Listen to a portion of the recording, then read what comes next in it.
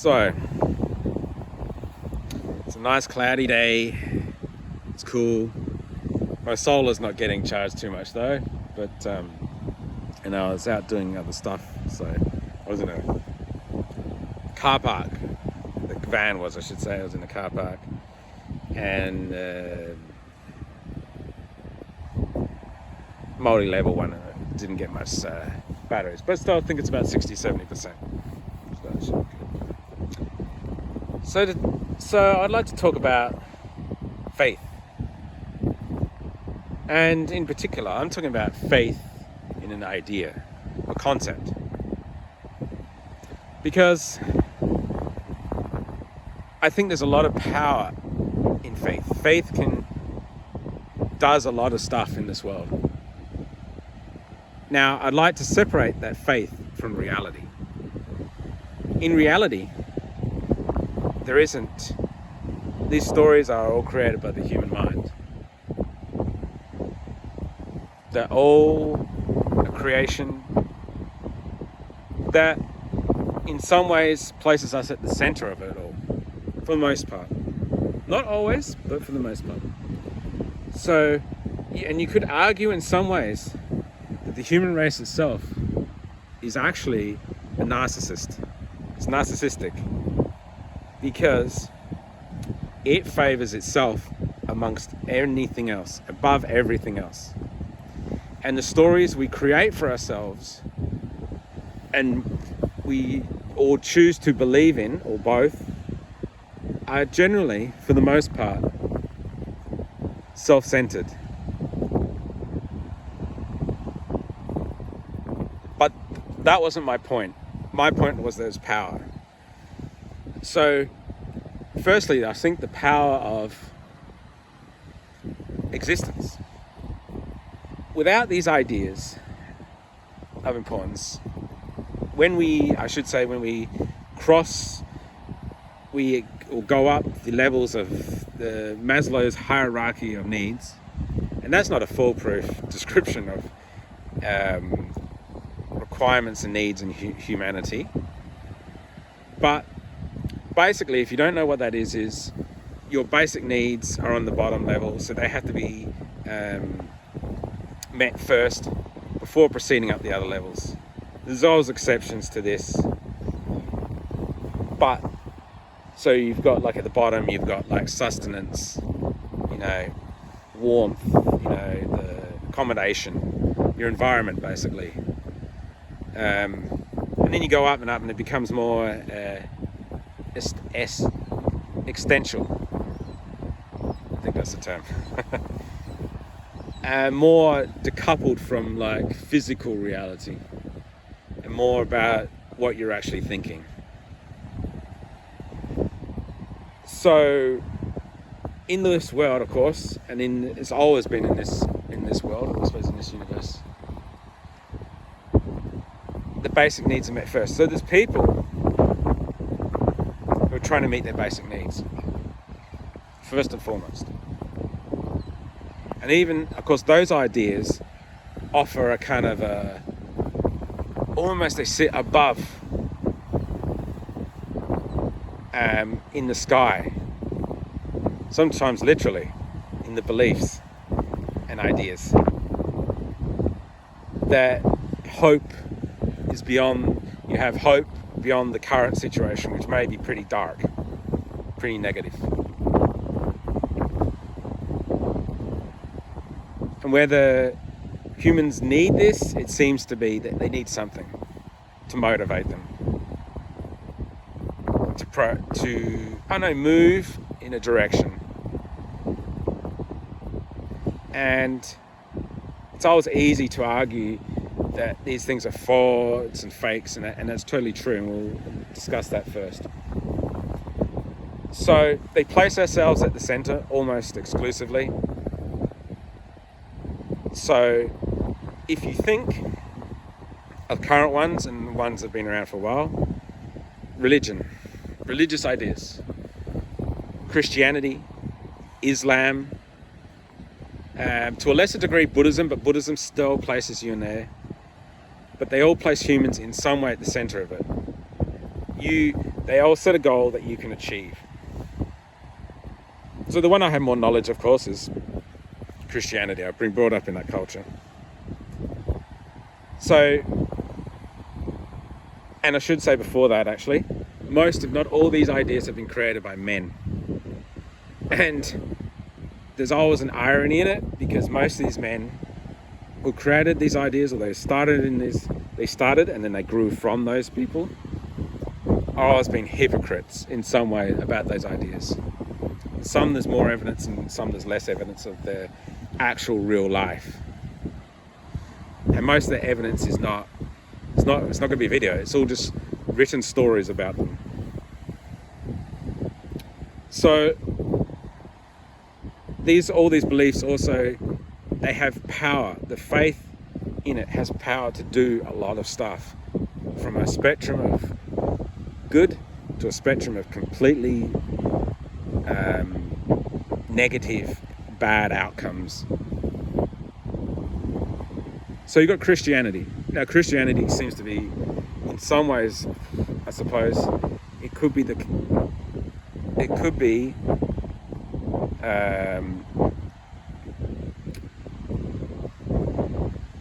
uncomparable with Islam. It's probably the most self-centered ones about it. So you have God and you have Christianity, and it's not self-centered in a way that says serve yourself all the time. It's self-centered in the way that your existence is the ultimate importance in the universe. So Christianity says God loves you, and it's just this pure kind of like love, and it gives you all these chances. And this itself is born out of Judaism, and it also tracks anything related to sex as an issue. So it inherits all the issues of Judaism, where issues with sex, relationships between people, and sets up a bunch of rules. And besides that, it's done a lot of harm and a lot of good.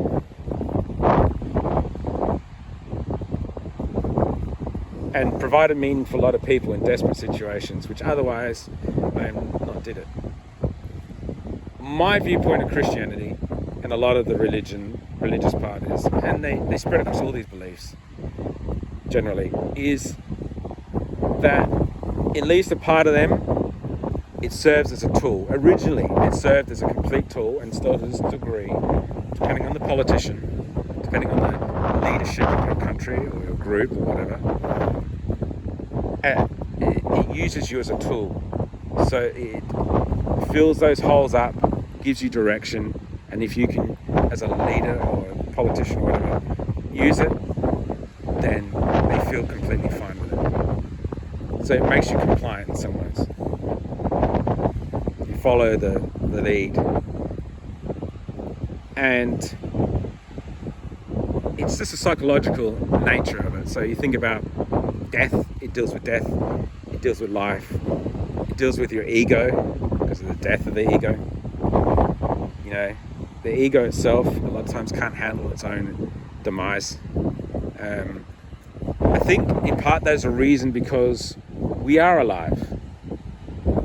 We are alive. Most people don't decide to end their life because there's this belief somewhere in the ground, centered in instinct, that life, your life, is programmed into you. So to consider the end, to accept the end, is an antithesis of that very notion. So people persist. Now this doesn't mean everybody. No, of course not. Some people don't persist very often. Some people choose to leave. But generally, no. And this is in across cultures. Some cultures have a different viewpoint of giving up your life. But generally, it's still the reason why people kind of persevere. It keeps you going. And this helps build a system. And depending on the system can serve everybody, it can serve nobody, or it can serve generally people on the top who want you to do whatever it is you do, to keep it chugging along so it serves them. And this is not to say it's all completely lost and it's completely black and white, because it isn't. A lot of the Christianity and religion was set up, especially encouraged by leaderships, and adopted by some other countries later on, not because of personal belief, but because it served their beliefs. So I think you have a good example, maybe the Vikings. So the Vikings in Norway, Scandinavia generally. The Vikings, the leadership of that gave up the religion and converted over, I believe, to Christianity. It was already a force that was pouring in, but it served his needs, it served his political alliances. It doesn't mean in the future that leadership, instead of just seeing it as a tool, actually believe in it, because it all combines in a kind of menage of, well, that's a three, but it all combines, and into the future it has unintended effects, and individuals can be influenced even at the richest, most powerful levels, and then they believe in it too, despite the fact that the underlying nature of it is it's false. And so you can see all the things that were done in the nature of Christianity: raping, pillaging, war, thinking you're self-righteous, thinking you're importance. You get conflations with democracy and so forth, and you can't ignore that they're part of it. But it's still a basic fiction, a basic lie that we tell to each other and to ourselves, the people who believe. You have Islam. Islam is basically what humans always do. They often copy the idea and then make up their own rules around it. And this happens outside that religion and inside it. So even when Christianity was established by the powers that be in the different nations, people took on their own viewpoints and their own value systems and thoughts and combined it. Because coming up with a new idea is extremely hard. Not impossible, but extremely hard. So even if you had those people, Jesus, Muhammad and so forth in their time, they would have had some ideas floating around, but they would have had even less than we do now. At the moment we're overloaded with ideas and stories about things. You can get heaps of it, it's endless. But in that time, communication was limited. Sometimes you had great libraries, like the Library of Alexandria and so forth, but most people couldn't read. And most of it was still communicated orally. And writing itself gave power to people, writing and reading. So often it was kept exclusivity. You didn't need other people to read anyway. Not then yet. You just needed people to tell them what you wanted, to do what you wanted. So you have Islam. Basically the same thing. In that degree, Islam, man is more important.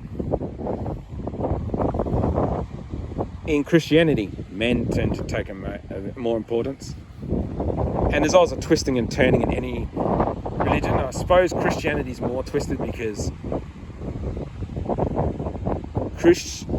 Christianity tied itself to Western people, and Western people had a continuing line of science embracement, compared to some places where it broke off, like in the Middle East, where they had some points, and then it kind of broke off for various reasons. So science itself, like in Western culture, was based on Christians, intelligent ones, wanting to understand the details of God's work, the artistry as they saw it. They didn't know, though, that by exploring those ideas, they eventually undermine the concept of God itself. Because then you break it down and you realize, oh, it doesn't exist. There's all these other answers which are far more credible, and you can provide evidence for them, at least in some form. And it allows itself to be examined in such a form. And Judaism before, I suppose, Christianity, it had the same issues with sex and rules. And it was more exclusive, like a lot of local type religions. The local people are important. So it binds itself with nationalism, or the idea of a one people group. And predate that was groups before they come together. But yes, the information was limited. So you get influenced by it and you use what you got. For those people who want to think bigger, and so some people who think bigger tend to kind of get enveloped in ideas. So you can think about Jesus Christ. You can also think some scientists, leaders, dictators, men, and so forth. You have Buddhism. Buddhism came out of India. Now, Buddhism kind of got mixed with other values that kind of decried non-existence and so forth. But it taught humans in some ways that they could exist or get to a higher plane of existence in some way. Still humans there, still the idea of humans in some form. And like all the other religions, it broke off. Other men, usually, sometimes women, especially in the later 1800s, not just Buddha, I'm not talking about Buddhism, right? Kind of create their side movements, and some of them failed, some of them lived. So, for instance, in Christianity, you had I think it was in the 1800s, you had a belief created by a woman, and it was against the concept of sex. So that kind of pretty much went nowhere because, one, sex is a central, primitive, basic drive driven into the cells of a living organism to replicate. And two, a following that doesn't produce children is probably, and reliant on people coming from the outside, it's not going to last too long. So it didn't. But yeah, back to Buddhism, you have those kind of ideas, and Buddhism itself spread, and where it spread, it broke into different value systems. Christianity itself adopted paganist stuffs depending on where it went. I mean, it adopted Christmas Day as the day of Jesus' birth, for instance. And that was a political decision, which people kind of generally ignore. A political decision within the religion to take the power away from the paganist belief, and it did. If you celebrate stuff at the same time, it just makes the transition easier for people to convert. I think you also have Hinduism. I don't understand too much about Hinduism, but Hinduism is aligned with an idea about Hindustan. So some sort of concept of a country, I believe, a place. Then you have, I don't know, and that's just a snap. We could go through that all day with religions, but they're generally the main ones, the most populous ones, I should say. Then you have the ideological ones. I think I'd group in ideological, philosophical ones. Although philosophical tends to be a lot more underlining and not so clear-cut.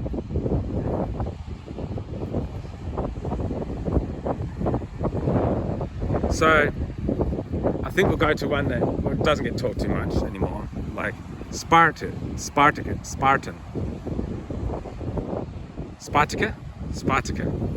which was, I think it predates Greece in some ways. They're sort of part of the same people, but people didn't see themselves as that. These are all places that sort of got themselves included later on, and now they all identify as the same people, right?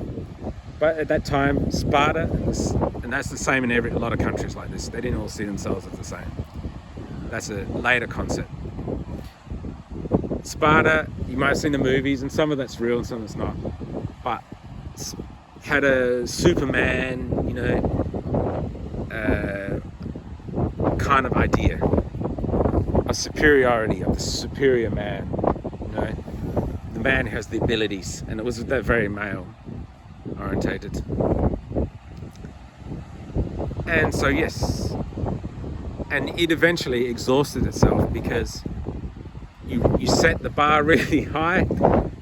People, children, babies, you couldn't meet it. So you had people in the Spartan society who didn't reach Spartan level. You needed those people to do the other jobs. I think did they have slaves? I don't know if they're slaves or not. But the reality is it failed because the standards were too high. But again, that was an idea created by a man. A place of superior men who are superior because they can physically fight, strength, and have intellect and so forth. And it failed over time.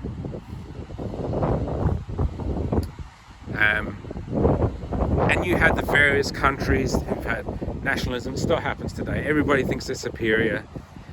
Nationalists in Japan, nationalists in Australia, nationalists in Britain, nationalists in Germany, that's a good one. Nationalism, I don't know, some are more core in the actual belief, and sometimes nationalism is just like, it's more serves as a function to use people to buy in so you can have power. And you don't really care about it, but you'll feed that concept because it serves you, it serves the leadership. So you have fascism, and that was very effective. That's very effective in getting people together to believe in an idea. And these themselves were based in Christians. Germans were Christian, Protestant Christians, but they bought into a viewpoint of superiority, of supermen, of the leader, because that's something that all humans do. A lot of humans buy into those ideas. And so you see the power to do stuff. If you think of what the Nazis did, you can look, and I think it's been pretty explored about what they did that's on the evil, negative, bad side of things. But people don't explore the effective, what they did. They pretty much were crippled by the Versailles Treaty after World War I, which basically crippled them with war reparations, payments back to other countries for the expense and loss of people during that spent on that war. And that's why war reparations are not used to the degree they are now, because it was realized if you put someone in a no-win situation, you're going to have things, and you're going to encourage that type of people to come out and take control. And getting back to the topic, the Nazis, they rebuilt Germany from that. They invested huge amounts in infrastructure and development. So they made, at least for the non-Jewish population and people that fit their ideal, they made it better for at least a short term. Of course, they went into wars and they took on two fronts, at least, which is a fail in most places. You never take on two fronts. And you have the authoritarian arrogance that always goes along with that kind of singular man taking over everything. But they did. They rebuilt infrastructure, hospitals, and so forth. And my demonstration is not to negate anything here, because you always have to be careful, is that it has power to do these things. And then they became a military force. And if they weren't so arrogant, the history could have been different, dangerously different. You also have, for instance, the communist angle, communism. And you could argue communism was more from Karl Marx, the theorist. And people preach him as in a simplistic way. You know, he acknowledged the failures of the system. He saw the people that were coming to power. The idea of people being in a commune relationship is not abnormal. People want that, even if they live in an individual society. A lot of people like community. It's in there. They're not all pure individuals, and you can't be a pure individual within a society either. And of course you had different forms of it, just like the religious elements, you know, just like, you know, break-offs. So you had Marxism, the original theory, and communism was an idea to be built towards. But they thought, Karl Marx said you could skip it and all this kind of thing. It's a theoretical construct, right? It's not a reality. And you had Karl Marx at the beginning, and before that you had ideas about communes anyway, communal ideas right before. And Karl Marx lived in that period of time, Industrial Revolution, that saw great suffering to people treated like crap. But he was also a man, well educated, and came from a wealthy family, a family with money.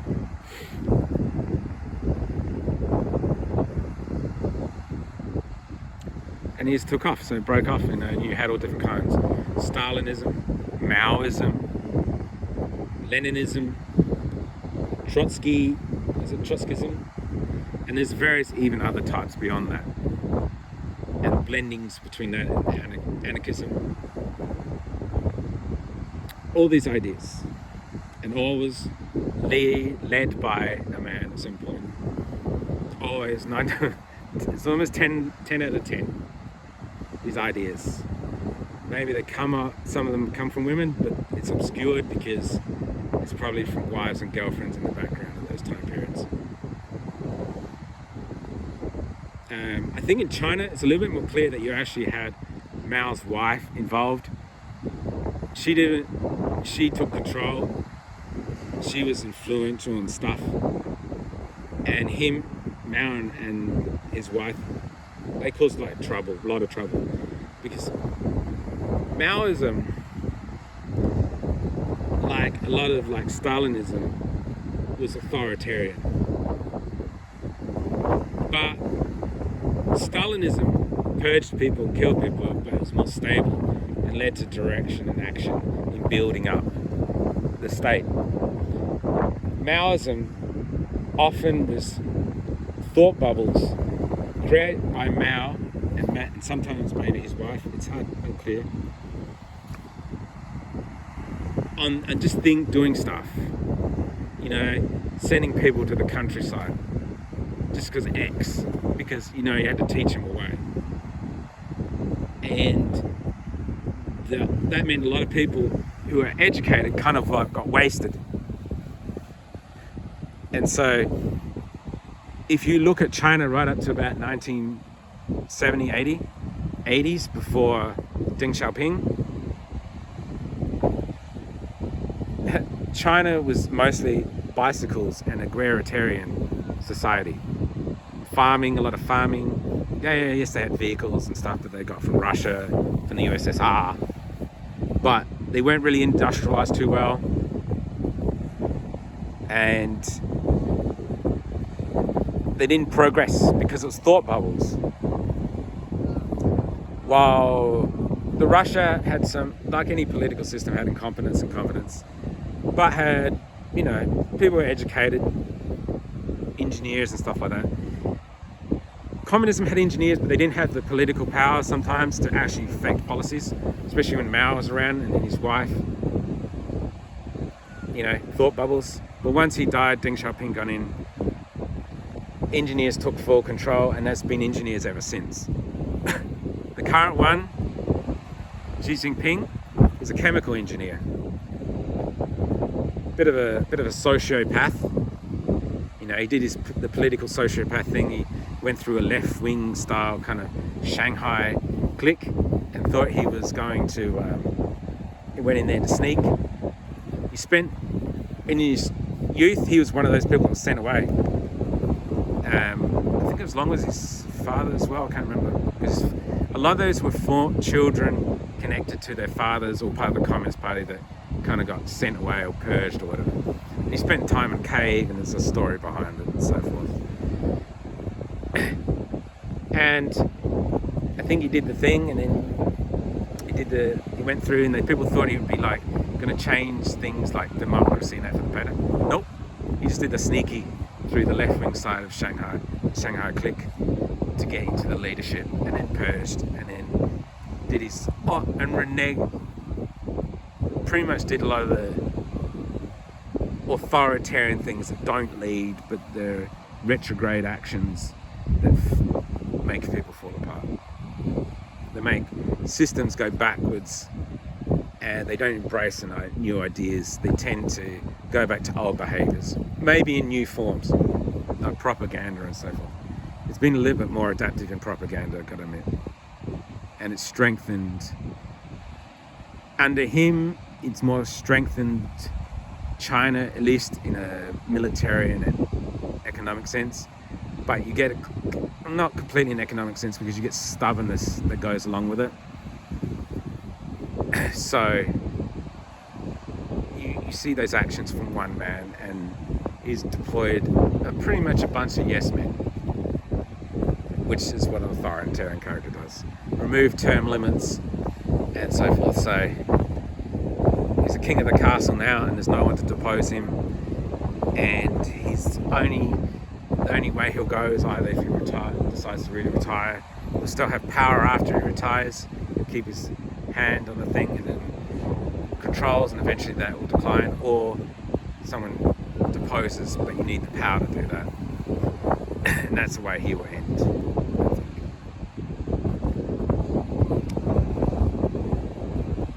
So yeah, that's the belief.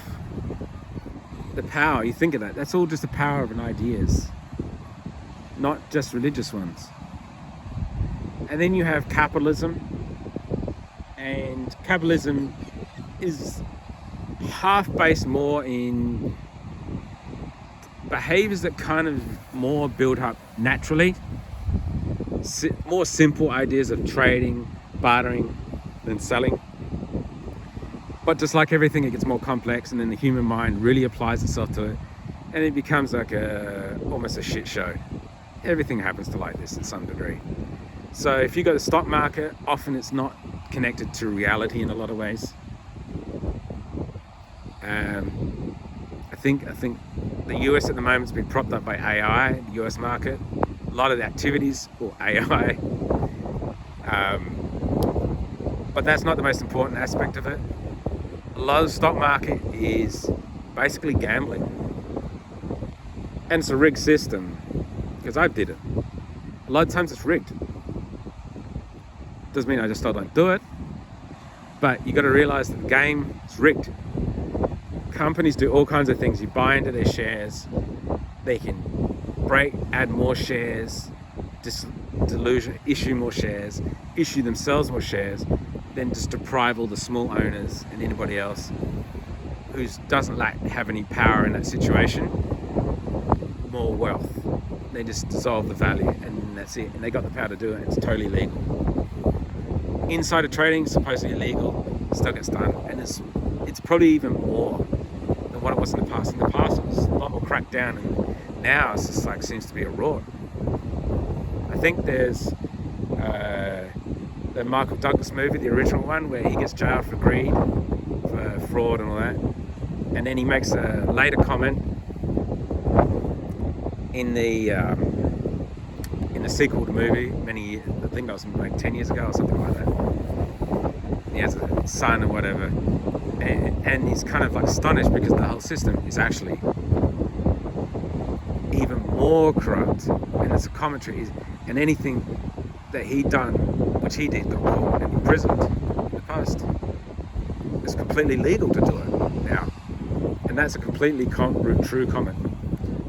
But yeah, back to the gambling part. It's just gambling. There's like the shares, the issuing of shares.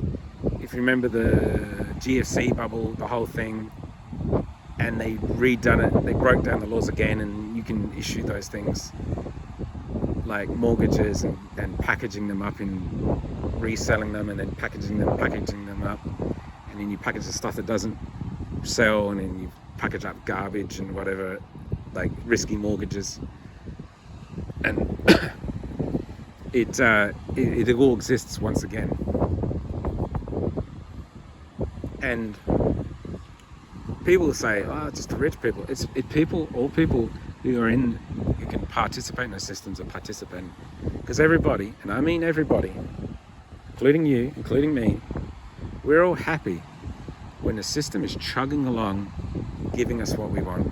And we don't half the time give a shit about how it's doing it. And the only time we complain, and the only time we go look for someone to blame, is when the system falls apart.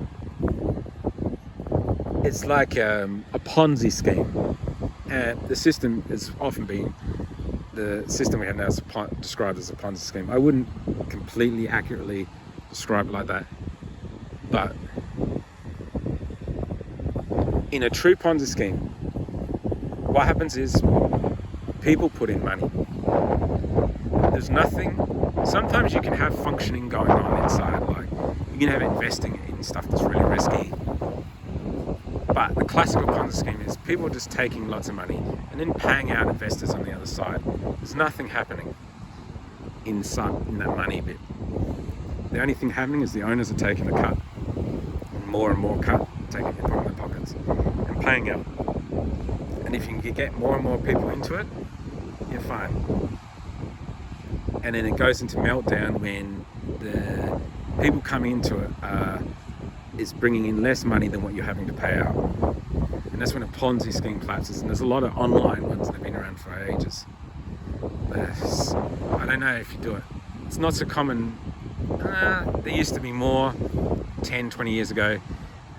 High yielding IP and paid to surf.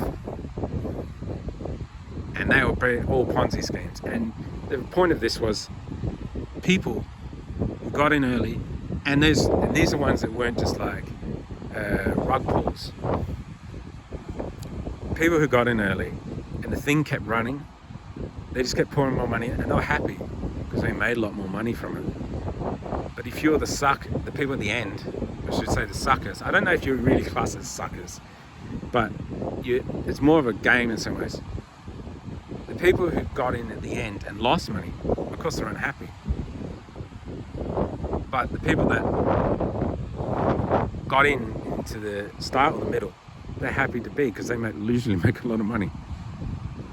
And so that's my point. Even if it's a scam, people are more than happy to participate as long as they benefit from it.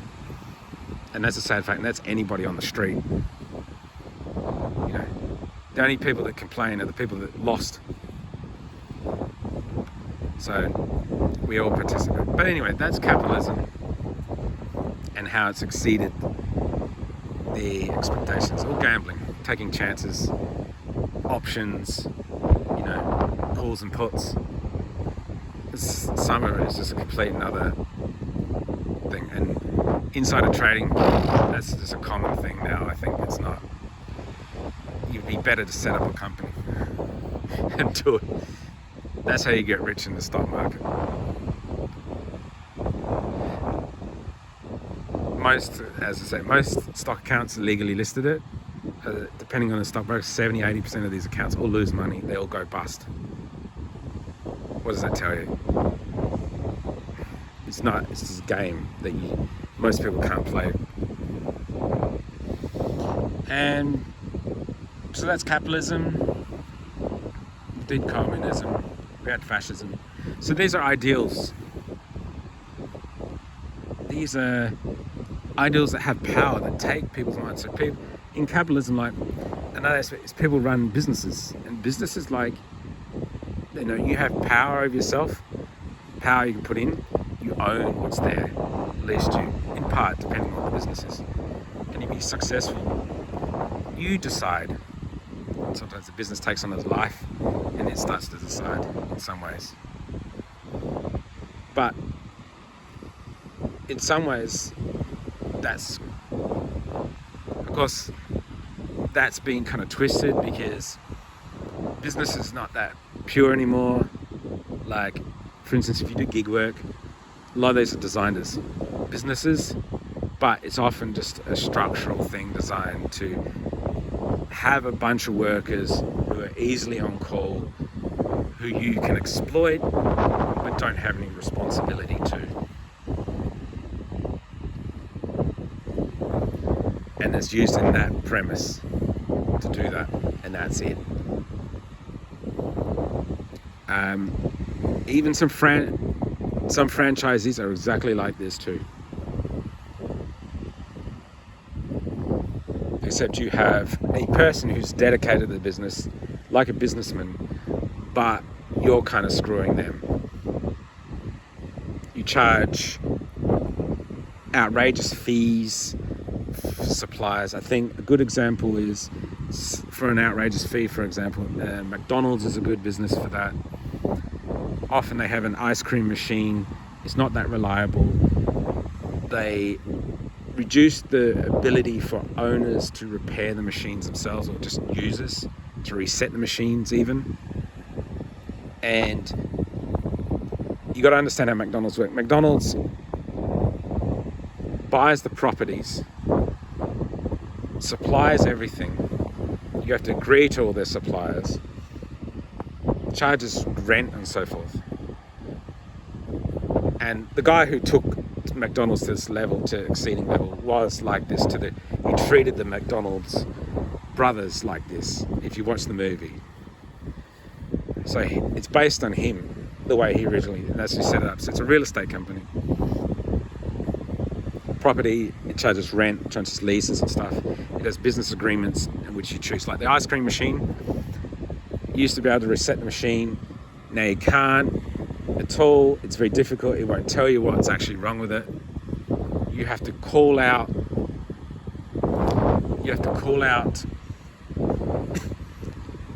the company for it. The person in the company knows how to fix it, what to do to take it apart, or press buttons or whatever. And that's got made harder and harder for anybody inside to actually do it themselves. And it's a way, because that company and McDonald's no doubt get a kickback every time that happens. So that's why the ice cream machine is broken. So that's a good example of how a franchisor will scam franchisees, because that's what it is. It's a squeeze, it's a scam. And that's just one aspect of it. But despite that,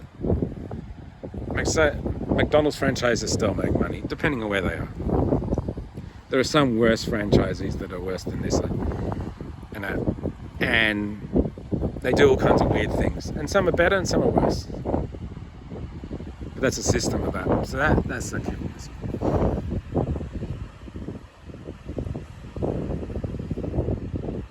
And of course, you have democracy. Now, democracy falls more in a line of not so much ideology, but more of a philosophy, an underpinning of it.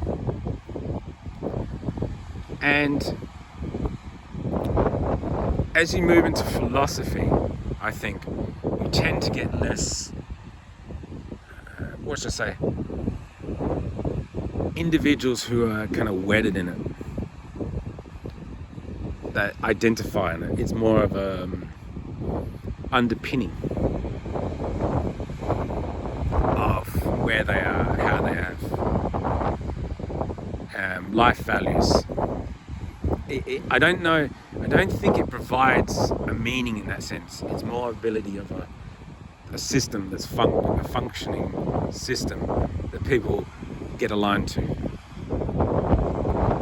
And of course there is problems with democracy and so forth, because democracy itself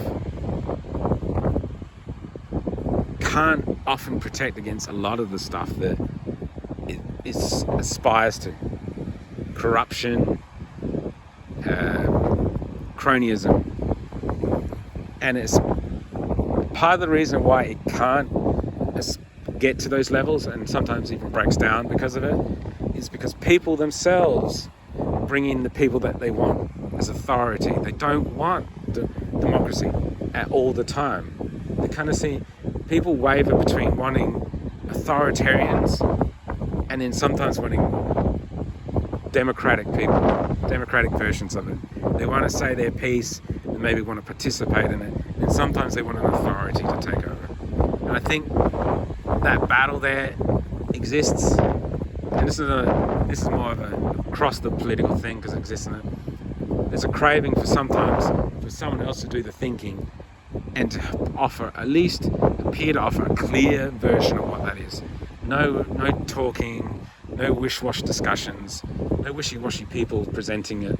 Just a pure, unadulterated, this is the way the rules are going to be set, and that's it. And I think that's part of the reason why some of those religions work too, because the religions don't just resolve psychological needs of humanity. For instance, psychological needs may be death, life, or maybe the powerful's need to control people for their own will. That's still psychological. Is that they want an authority. It's simple. It's someone to give that direction. Eventually they tire of it. So people are generally fickle, and the fickleness can be shown in a democracy. But that fickleness is decided mainly by one factor over every single thing else, everything else. How comfortable is their life? Have they got a job? Have they got a meaning? Are their needs being met too? Health, and so forth. And, well, no, actually I should go back on it. Not quite, because some authoritarians don't promise that, because people have also been sold a message that the system's not good for them. And it actually doesn't work, and it never will. So let's destroy it. Which is a complete fraud, because there's some places where things work quite well in democracies in different countries. In other places they work horribly because there's corruption that's epidemic. And there's types of, it's not always obvious corruption. It's legalized corruption, or corruption that is kind of cloaked in legality, made legal. Remember, most of these people in parliaments, they're lawyers, legal backgrounds. So their tendency is to have things made in that way, so they can legalize stuff. And then people get used to systems that don't get breakdown, and they think the whole system's like this. Especially if you don't have a international population. Population's not exposed to other cultures and how other cultures do things and do things well. It's not saying that other cultures are perfect. They've broken things in different ways. The details always matter. But that is what happens. People crave it, even in systems that are good. The craving for the authoritarian. And that's what happens in religion. You have a central God. That's why monotheism. Monotheism means a single God. That's why it took power over a lot of religions. It replaced a lot of religions with multiple gods, because you had all these gods for different things: love, war, the afterlife, heaven. The afterlife was one god in the Greek.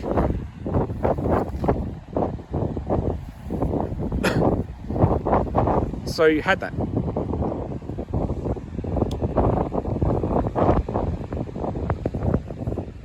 So we come back to the idea We went through religion, we went through politics. Our ideologists would say we went through a little bit philosophy, democracy at least, and they all have power. So we come back to faith has power, and it's fictional. Most of that faith is placed in fictional ideas, or ideas that are, at least the human ideas tend to be about what we can choose to build as.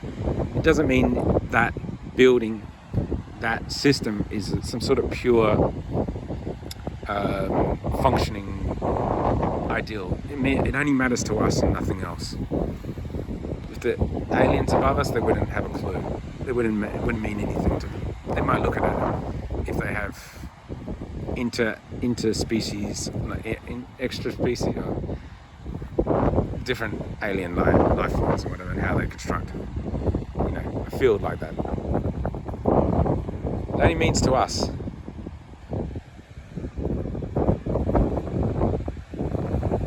So they're less fake and more just constructed ideas, while you have the ones that are fake, kind of like religious or false, and they tend to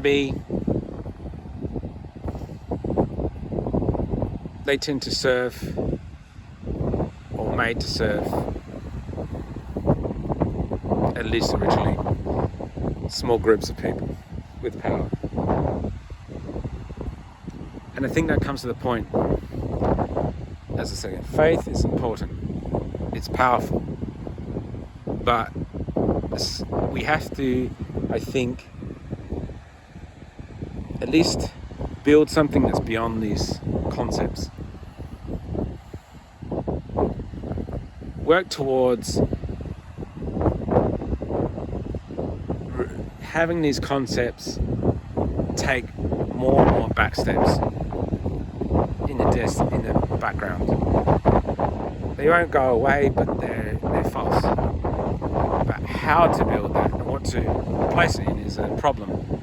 As Nietzsche pointed out, killing God created a kind of a vacuum for everything to fall into, and fall into it then. So that's why you have all those beliefs. You have other beliefs even on top of these ones, like aliens controlling the earth and aliens influencing and so forth.